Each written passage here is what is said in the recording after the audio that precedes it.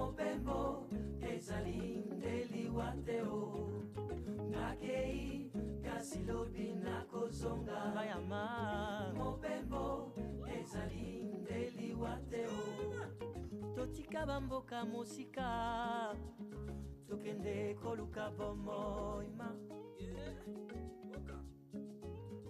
Tokoma mitelengano Namboka mopaya Nania sungayo. Mesdemoiselles, bonsoir messieurs. Aujourd'hui, nous avons le plaisir de vous présenter cette émission Initiative pour le développement de la RDC et qui a pour thème le projet ACAA, qui veut dire Augmentation des capacités des artisans et des apprentis. Je ne suis pas seul. Vous avez à ma droite M. Niembo Alimasi, président de l'ONGD, Niembo Codetrep. Et à ma gauche, vous avez M. Kikaloulou Imbi Sébastien, délégué général au niveau de la RDC, n'est-ce pas? Oui, de cette ONG, c'est ça? Oui, c'est ça. Alors, sans plus tarder, je m'en vais poser ma toute première question à M. Niembo Alimasi, qui est lui-même le président aussi de cette organisation non gouvernementale pour le développement. Qu'est-ce que le projet ACAA? Bonsoir, nous vous remercions beaucoup de nous accueillir sur le plateau pour pouvoir vous présenter le projet ACAA.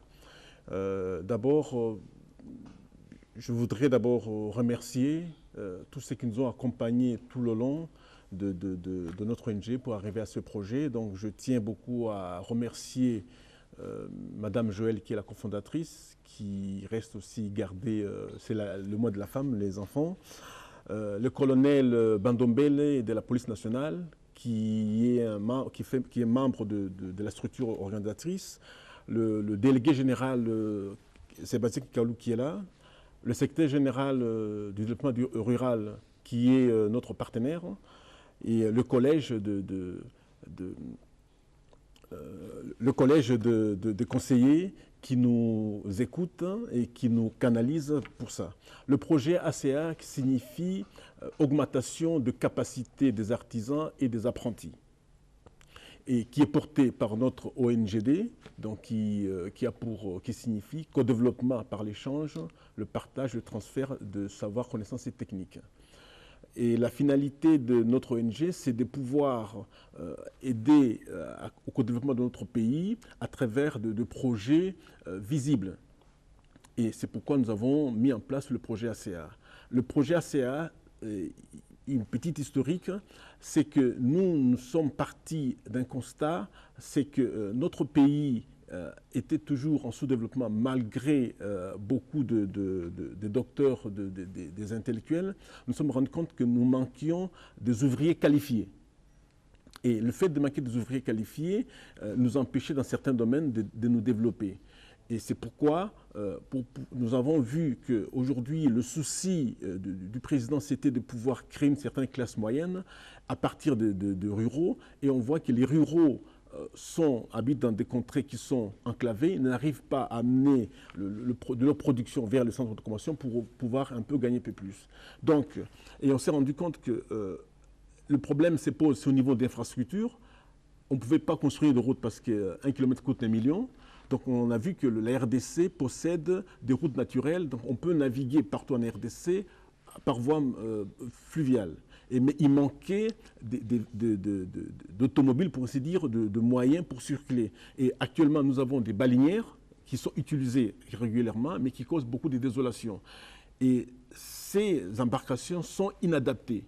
Donc notre souci, c'était de pouvoir, dans la dynamique de la révolution de la modernité, pouvoir amener des nouvelles techniques qui vont permettre de révolutionner, d'évoluer dans ce sens. Donc c'est pourquoi le projet ACA a pour objectif construire des bateaux en bois. Donc aujourd'hui, construire l'équivalent des colonels Tchad, des colonels Béa en bois, et pour que ces savoirs ne puissent pas se perdre, pouvoir le pérenniser dans le temps. Donc, il y a construction de bateaux en bois et création des écoles de maîtres charpentiers de marine. Ok, mais je peux poser peut-être cette question au délégué, hein, n'est-ce pas? Mais en quoi ce projet va nous permettre, hein, ça veut dire le développement de notre République démocratique du Congo? Vous pouvez dire quelque chose? Oui, ces projets, vous voyez, par exemple, quand les bateaux seront lancés, ça va permettre l'évacuation des produits dans les milieux ruraux et des produits qui périssent là-bas pour les amener dans les centres de consommation. Et ça va amener des grandes quantités de produits vers les centres de consommation. Donc ce mouvement-là va permettre que les milieux ruraux aient aussi des produits qui viennent de la ville vers ce milieu-là. Bon, nous allons entrer en profondeur tout à l'heure. Et de toute façon, devant nous, au niveau du décor, on voit la maquette, hein, la maquette qui nous montre tout de même un bateau, une baleinière, n'est-ce pas, améliorée. Non, c'est vraiment un bateau en bois, c'est pas une baleinière. Alors, un bateau. Hein. Alors, avant qu'on en parle, oui. Si vous permettez, on peut suivre le film. Oui. Le film, c'est Rafio de l'enfer. Oui. C'est tourné ici, chez nous, en République démocratique du Congo. C'est par qui c'est Tony Committee Production. Et c'est un film de Daniel Lenné. C'est un film qui a été tourné ici en RDC avec l'autorisation, donc c'est un film officiel avec l'autorisation des autorités, qui est primé beaucoup en Europe et qui montre la problématique des navigations et toutes les difficultés. Une fois qu'on a vu ce film-là, on peut qu'abonder dans le sens du projet. De toute façon, on ne promet pas de voir tout le film hein, dans cette émission. Oui. Nous aurons à prendre un extrait qui puisse, par exemple, réveiller un peu notre conscience. Oui, oui. Parce que ce sont des faits vrais. Alors, je vais demander à notre réalisateur Poki de pouvoir nous présenter nos premières images.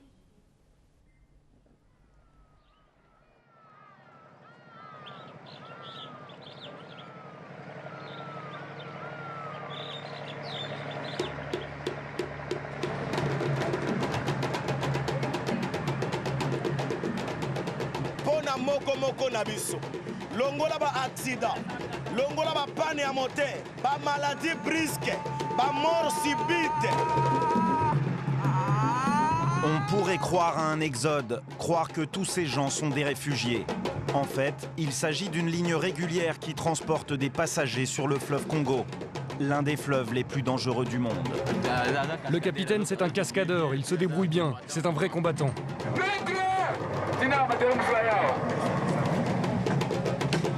Il y a tout, c'est la vie. C'est la vie, la naissance. Au Congo, on s'entraide. Là où la misère te trouve, c'est là que tu trouveras ta famille. Le bateau, il y a des accidents, la mort. Si quelqu'un glisse, il tombe sous l'hélice et meurt découpé en petits morceaux.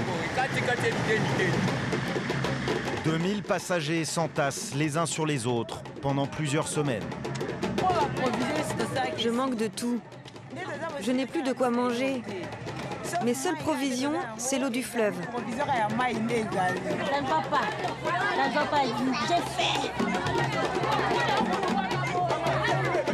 J'en ai ras-le-bol. Si ça ne tenait qu'à moi, je descendrais, je repartirais. Sur les bords du fleuve Congo, les pêcheurs Ouagagna risquent leur vie tous les jours pour quelques poissons.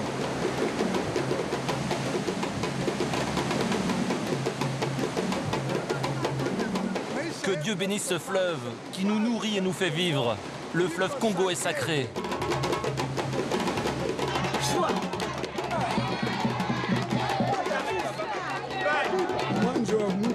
Pour qu'un homme ait de la force, il faut qu'il combatte lors de la cérémonie du Kabobo. L'avion coûte l'équivalent de 6 mois de salaire. Alors depuis que la route a disparu, le fleuve Congo est devenu la seule ligne de vie pour relier Kinshasa, la capitale du Congo, à Kisangani, la 3e ville du pays. Un voyage d'un autre âge qui serpente sur 1700 km au cœur de l'Afrique.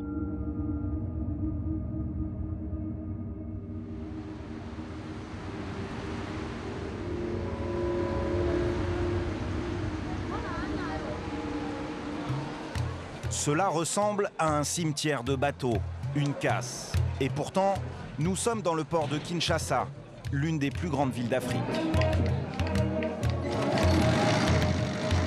Le riz, l'huile de palme, les épices, toutes les marchandises se transportent à dos d'homme, car les grues ne fonctionnent plus depuis longtemps.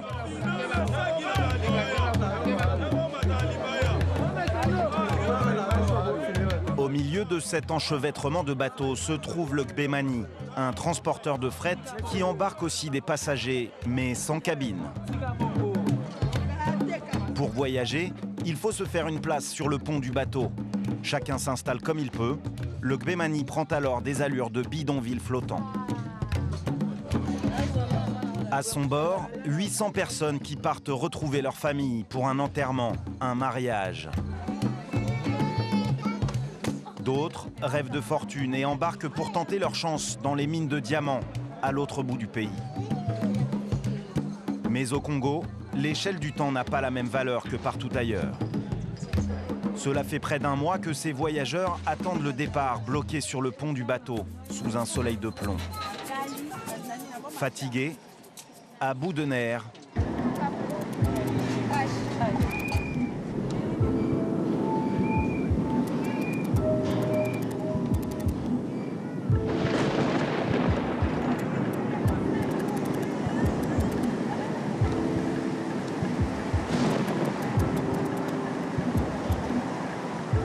Ce n'est qu'un extrait de ce film, c'est poignant, tout ce qui se passe là-dedans, et je pense que cela pose autant de problèmes que nous devons nécessairement résoudre.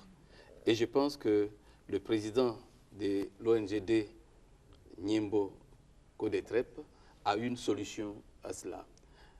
Quelle est la solution réelle que vous pouvez nous donner?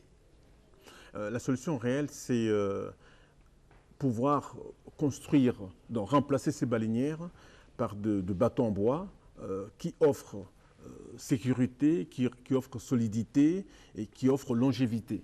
Donc c'est pourquoi nous avons tenu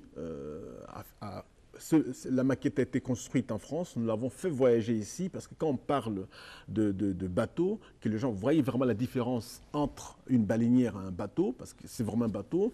Donc je vais me permettre de prendre un instant pour expliquer un peu la différence et l'avantage par rapport à ça et par rapport à ce qui existe actuellement, si vous le permettez. Oui. Bon, vous pouvez y aller, hein, de toute façon. Non, non, on va vous guider. Mettez-vous debout. Hein, ok. Allez-y, comme ça vous allez nous expliquer facilement. Donc, comme vous pouvez déjà le remarquer, ce n'est pas une baleinière. Vraiment, c'est un bateau. Oui, c'est un bateau. Hein, c'est un bateau en bois. Hein, c'est vraiment un vrai bateau en bois.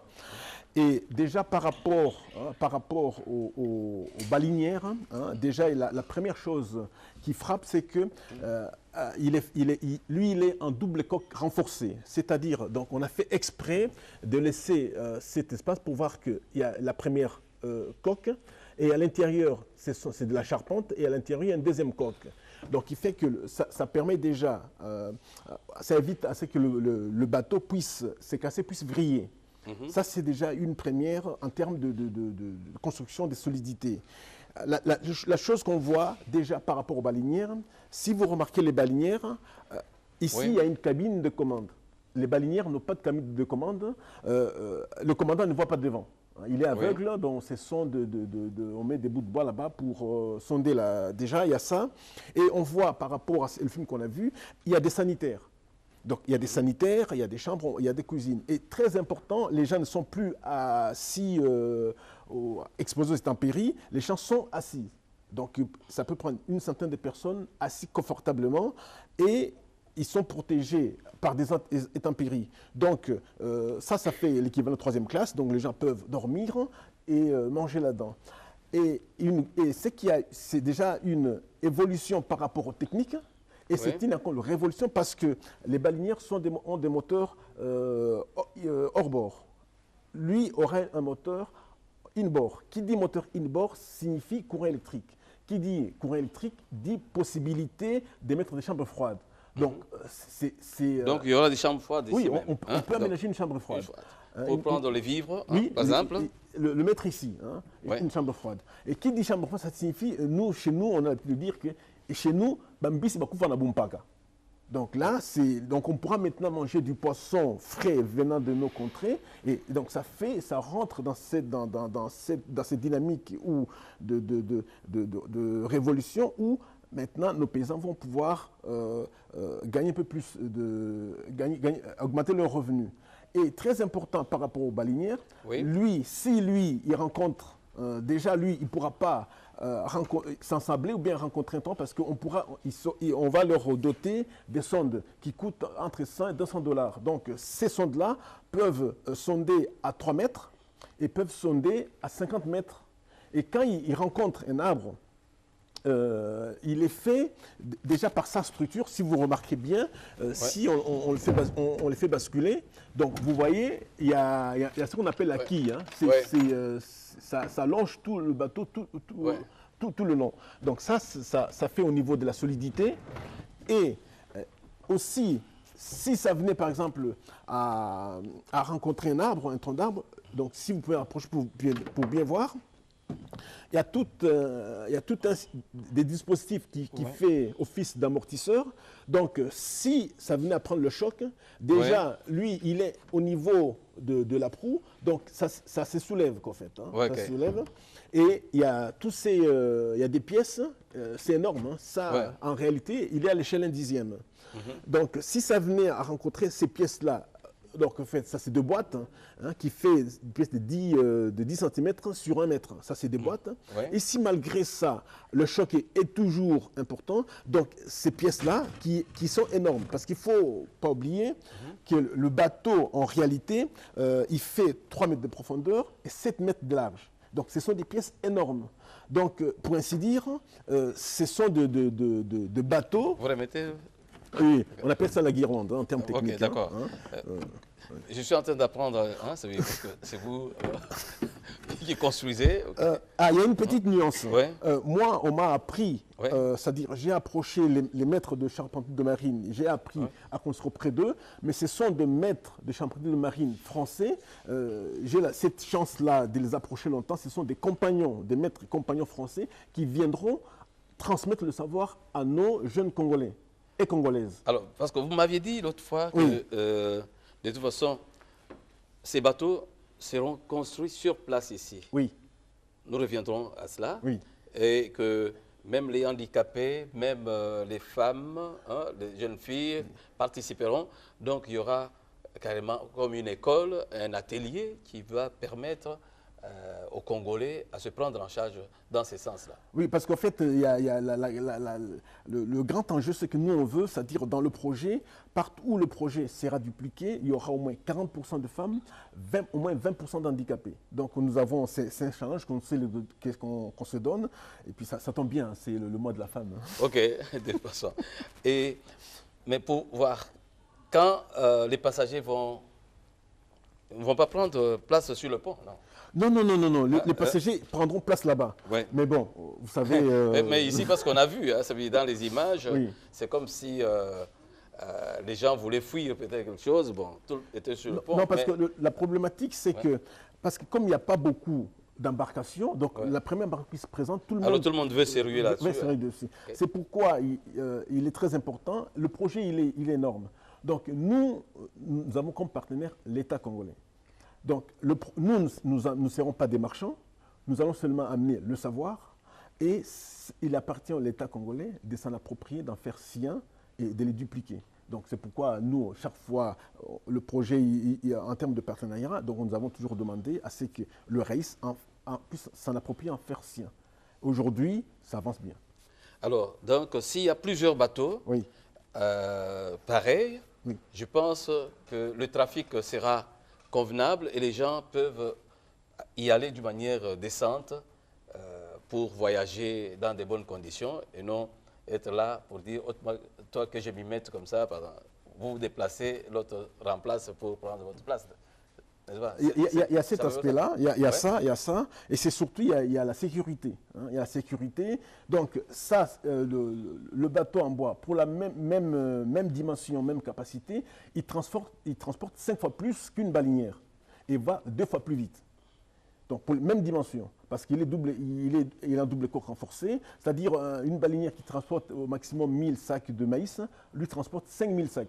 Et quand il transporte 5000 sacs, donc lui, il reste au-dessus de l'eau à 1 mètre. Une baleinière qui transporte 1000 sacs, il est presque au niveau de l'eau. Au niveau de l'eau, c'est qui explique beaucoup de naufrages. Ouais. Donc ça peut naviguer le jour comme la nuit, parce que qui dit générateur dit phare, donc ça peut faire le jour et la nuit. Les baleinières ne peuvent pas faire ça. Et on peut avoir, comme on a vu dans le film, il y a des sanitaires, il y a une vraie infirmerie. Donc on continue à saluer notre jeune sœur qui faisait office de docteur dans le film. Et ici, ce sont des cales étanches. Hein. Ce sont des cales étanches. Donc si, par exemple, admettons que ça venait quand même être éventré, l'eau ne pourra pas rentrer dedans parce que ça va uniquement éventrer la première coque. Donc on aura le temps d'arriver à bord, donc à terre, et comme ce sont ces constructions des membrures, on pourra, c'est boulonné, ce n'est pas clouté comme les baleinières, c'est boulonné, donc on pourra dévisser et remplacer la planche. Et comme ce sont des cales sèches, donc l'eau ne pourra pas rentrer dans les autres compartiments. Donc il y a tous ces aspects-là, je ne sais pas si j'ai oublié, donc le délégué général RDC, il peut me compléter. Venez, de toute façon. Il peut me compléter. Donc, bon. Parce que je vois, donc là, la première classe, c'est l'autre côté. Non, parce que si vous allez compléter, mais parce que je vois, là, il y a plusieurs cabines, tout ça. Oui, vous voyez, quand le capitaine, il est ici, il voit ça, lui, il est là, et il y a aussi, là, il doit ces chambres. Donc, quand il conduit, il peut se mettre là. Et puis là-bas, les gens sont bien assis. Donc, ce n'est pas comme on venait de suivre, où vous verrez, les gens sont exposés à tout danger. Mais ici, même s'il pleuvait, ils sont à l'abri de la pluie.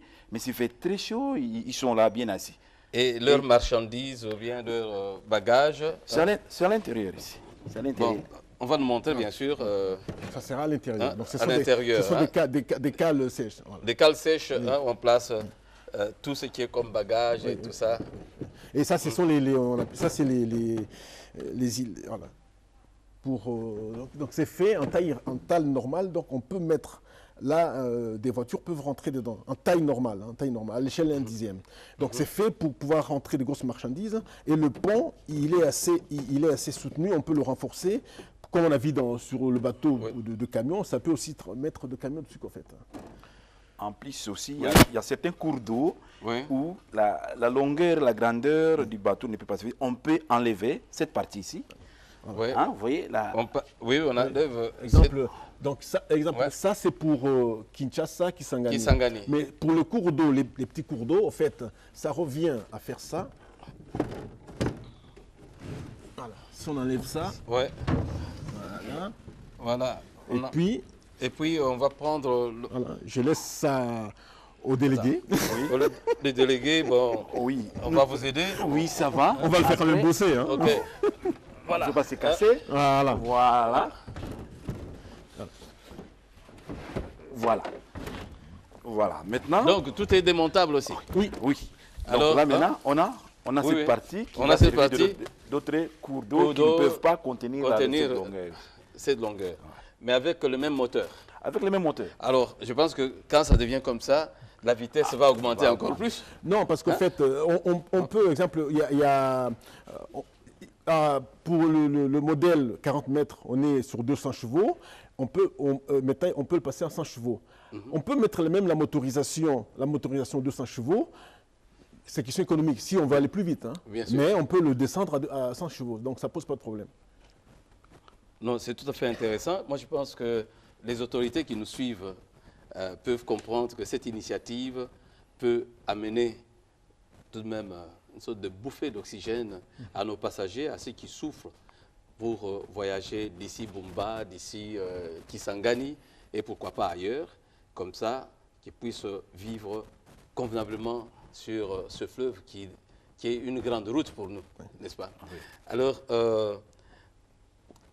ce qu'il y a sur le plan agricole, parce qu'on sait bien sûr, le long du fleuve, il n'y a pas que les poissons, il y a aussi toutes sortes de denrées alimentaires et tout ça.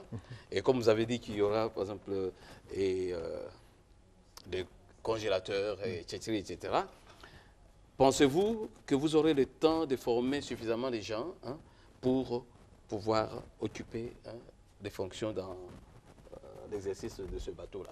Mais c'est tout là, il y a l'enjeu. C'est pourquoi nous, par rapport à l'immensité du projet, donc, nous avons comme partenaire l'État congolais, et qui est représenté par le ministère du Développement rural. Ceux qui vont maintenant prendre le projet, et c'est pourquoi nous avons demandé à un moment donné, quand on était sur d'autres médias, à ce que le RAIS puisse s'en approprier, puisse en faire sien. Aujourd'hui, nous sommes, comme j'avais dit tout à l'heure, il y a un collège des conseillers qui nous canalisent, qui nous guident, parce qu'une fois que le premier modèle est fait, il faut que ça soit dupliqué dans les autres provinces. Ça sera fait par le gouvernement, soit par les gouverneurs provinciaux. Et c'est notre partenaire l'État qui va les dupliquer. Parce qu'on ne pourra pas, il est immense, parce que le projet en soi, prenez par exemple, si on prend les 5 chantiers, il est dans l'infrastructure, le projet. Il est dans la santé, parce qu'il va permettre de voyager correctement. On le retrouve dans l'éducation. On le retrouve dans... aidez-moi un peu, j'ai un trou de mémoire. Bon, il y a l'énergie. L'énergie. Et ces domaines-là, nous-mêmes, on est incapable, parce qu'on va se perdre après. Si on rentre... Parce qu'on parle eau et électricité. Oui, c'est-à-dire on ne pourra pas suivre. Donc c'est pourquoi notre partenaire et l'État, nous allons nous consacrer uniquement à la formation, et c'est à l'État de les dupliquer. Et l'éducation aussi, parce que revenons maintenant à l'éducation qui fait partie aussi de ce chantier. Oui. Vous avez acquis un domaine, je crois, au niveau de Maluku, ou bien c'est pas c'est Monsolo. Ouais. À Kimpoko. Kimpoko. Alors là, qu'est-ce que vous allez construire effectivement là? Donc là, nous allons construire. On pourra peut-être remettre comme ça parce que on aime bien voir notre bateau en entier. Parce que là, pas à moitié, mais en entier. Bon. En entier. Donc alors, on peut m'aider à remettre celui-là. Avec le délégué. Oui. Donc on tient beaucoup à ce qu'on soit entier. Voilà. Qu'il soit entier. Voilà. Ça représente. Voilà. Bon, parce que le propos là, il faudrait... Attendez. Tenez-moi comme ça. Je sais ce qui manque. Voilà. Attendez. Voilà. C'est bon. Attendez. Ok. Voilà. Bon. Donc à Kimpoko, ce qui sera construit, c'est ça.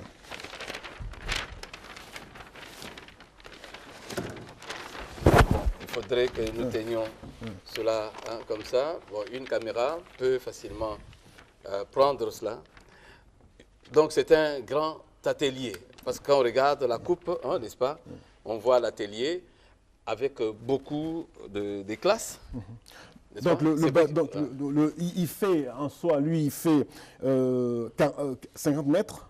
Donc le bateau le plus long fera 40 mètres, sera construit à l'intérieur. Et de part et d'autre, ce sont des classes et tout ce qui est réserve pour stockage. Il est assez haut. Donc une fois que le bateau est fini, donc on va ouvrir le portail et on le fait coulisser sur rail vers... le fleuve. Oui. Donc ça sera construit. C'est ça qui donc l'acquisition qui a été fait. Donc on remercie beaucoup la chefferie Kimpoko en Sélé qui nous a mis à disposition le terrain parce que pourquoi on ne voulait pas acquérir le terrain, on veut que le projet reste un projet public accessible à tout Congolais. C'est pourquoi on tenait à ce que ça soit construit sur un emplacement public, pour que tout Congolais puisse pouvoir venir prendre le plan, pouvoir en acquérir.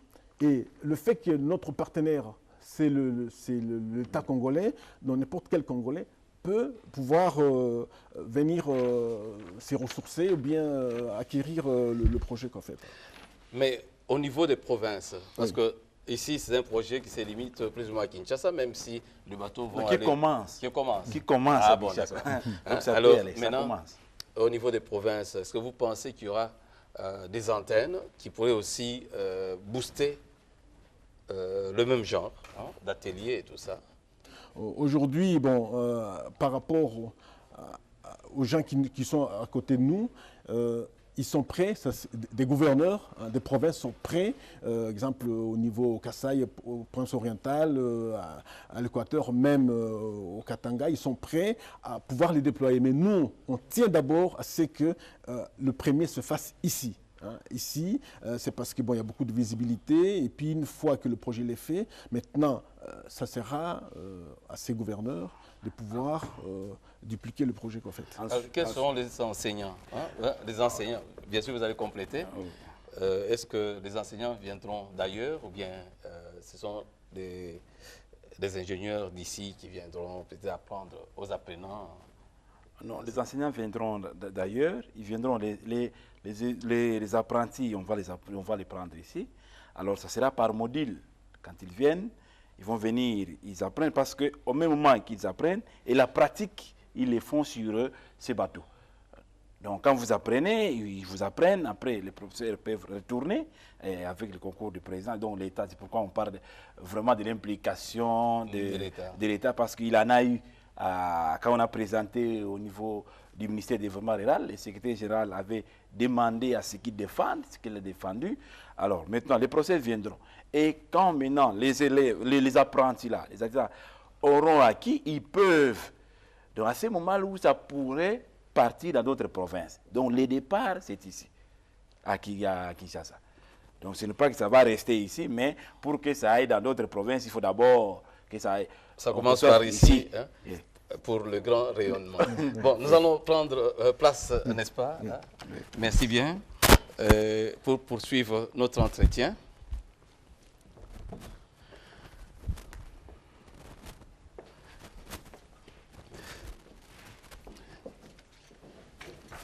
Voilà.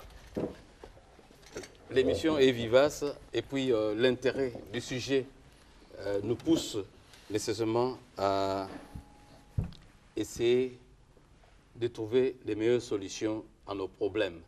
Et je pense que quand on a regardé, par exemple, l'espérance, parce que vous avez parlé de l'espérance par rapport même au film, bon, l'espoir va faire vivre.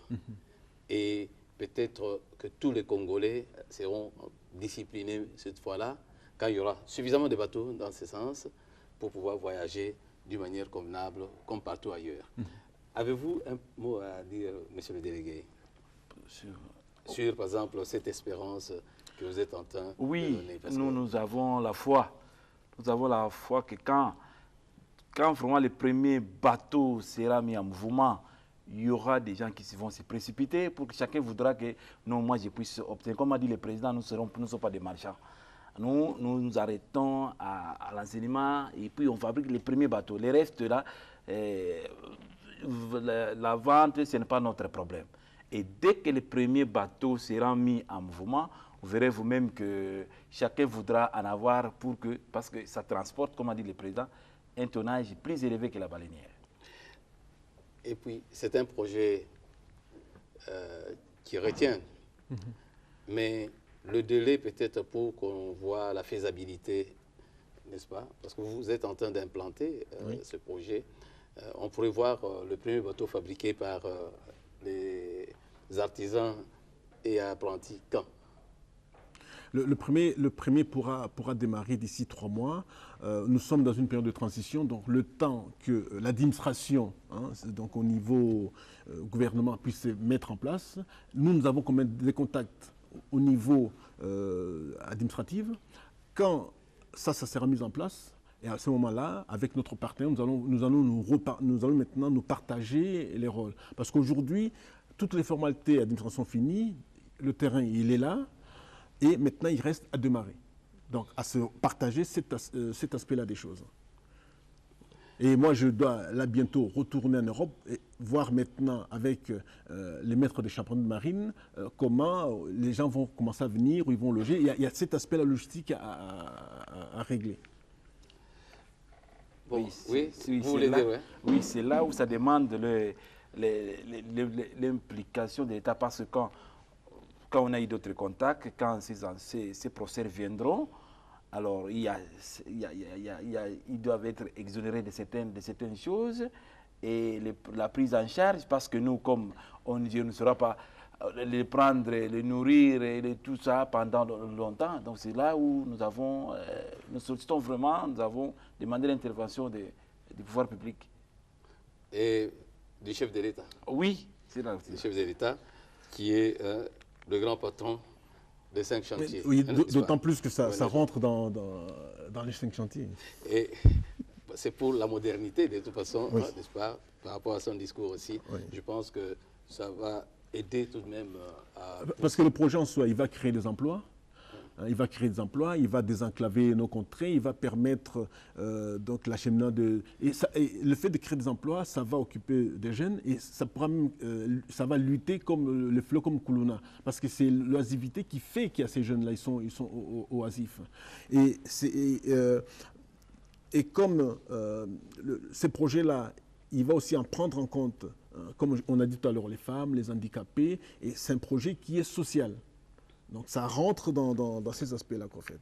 Bon, prenons le cas par exemple de la femme, de la mère, oui. Parce qu'on a vu dans le film dans quelles conditions ces mamans-là vivent, n'est-ce pas? Nous sommes dans le mois de la femme. Dites-nous un peu comment la mère va mieux voyager avec ce bateau. Ce bateau que vous appelez comment? Le premier bateau, oui. Le premier bateau, c'est un secret de polichinelle. Oui. Faut taire. Le Raïs. Le premier bateau, ça sera le bateau inaugural, le Raïs. Bon, d'accord. Alors, comment nos mamans vont commencer à voyager avec ce bateau-là et dites dans quelles conditions, pour qu'elles comprennent bien sûr que c'est un projet qu'elles doivent s'approprier aussi, parce que nous sommes dans le mois de la femme. C'est très poignant parce qu'en fait, en même temps, il y a de la désolation et puis de l'espoir. Parce qu'on ne se rend peut-être pas compte. Vous imaginez une maman qui met au monde dans le bateau. Imaginez maintenant comment elle a fait pour perdre le placenta, comment elle a fait pour les premiers soins. Et on n'arrive pas à imaginer ça. Et l'enfant qui vient au monde, comment on a fait pour coudre son cordon ombilical, comment l'entraîner. Et là, derrière, il y a cette misère-là, mais il y a en même temps, il y a un espoir, il y a une espérance, parce que les gens voyagent comme ça. Et derrière, l'image qui est poignante, c'est qu'il y a la solidarité, la maman n'avait plus rien, mais vous voyez, à la fin, le bébé, il est tout beau, tout rose, bien habillé. Il y a ça, qu'en fait. Hein. Quand on voit, exemple, Adonis qui va aller faire ses besoins, Adonis va faire ses besoins, et lui, il peut ajamber derrière pour faire ses besoins. Mais les mamans, comment elles font? Au risque de tomber. De tomber. Dans l'eau et tout ça. Et quand on voit dans le film, mais malgré ça, ce sont les mamans qui font le foufou, les mikaté, donc la maman reste toujours maman. Et avec ça, il y aura beaucoup plus de pudeur, beaucoup plus de santé qu'en fait. Vous voyez, donc elle est là, elles font... Et nous voyons par exemple Adonis aussi, comme vous l'avez dit, qui est en train d'enjamber. C'est lui, qui arrive, ce qui est tout à fait intéressant. Voilà. Oui, vous verrez par exemple quand on a les places sont assises là. Et les mamans pourraient... Oui, il faut continuer avec le film, ça peut nous aider aussi à bien expliquer le besoin de ce bateau. Les places là-bas, c'est assis, et quand on est assis, on peut même allonger ses jambes. On peut allonger, mais par contre, quand vous voyez les gens voyager, donc quand vous êtes dans une position accroupie, vous êtes serré à telle enseigne que vous pouvez même arriver à avoir des crampes parce que les membres sont coincés. Mais alors, par contre, ici, elle sera, surtout on va la privilégier, elle doit avoir des places assises et elle peut s'allonger.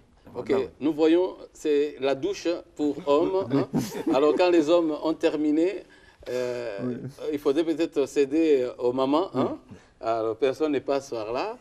Et puis, Adonis montrera quand il a besoin, ça veut dire de grands besoins, voilà, avec quel risque, n'est-ce pas?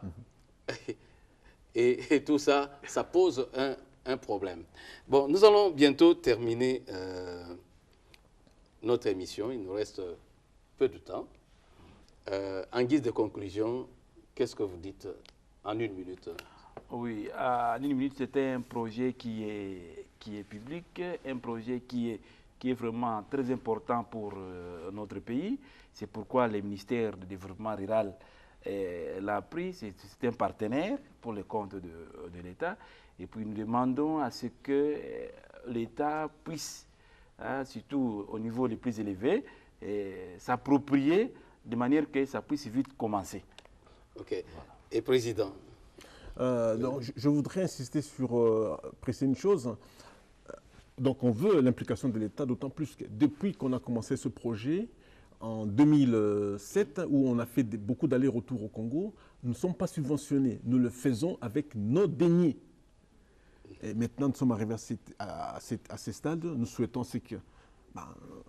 parce que pour que ça aille très vite, pour sauter certaines barrières, certaines lois administratives, nous, on réinsiste beaucoup. On veut que le président puisse s'en approprier, puisse être le fédérateur, le dynamiseur du projet, et nous puissions comme ça faire la révolution de la modernité. Ok. Amis téléspectateurs, je remercie M. Nyembo Alimassi, qui est président de l'ONGD, Nyembo Kodetrep, et son délégué général au niveau de la RDC, M. Kikaloulou Imba Sébastien, qui ont daigné venir ici pour nous présenter ce projet. Et je pense que l'autorité qui nous suit et toutes les personnes intéressées peuvent nécessairement apporter leur main à la pâte pour que tout aille au mieux et que nous voyions autant de bateaux naviguer sur ce beau et grand fleuve Congo et amener les passagers dans de bonnes conditions. Sur ce, nous vous disons au revoir et à la prochaine occasion pour vous présenter d'autres initiatives pour le développement de la République démocratique du Congo.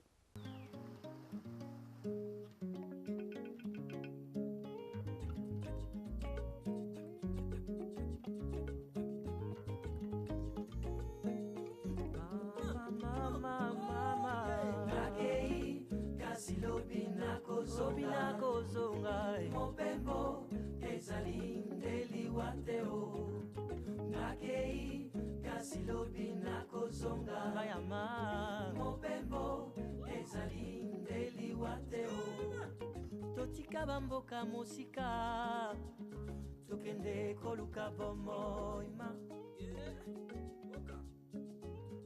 tokoma mitelengano na mboka mopaya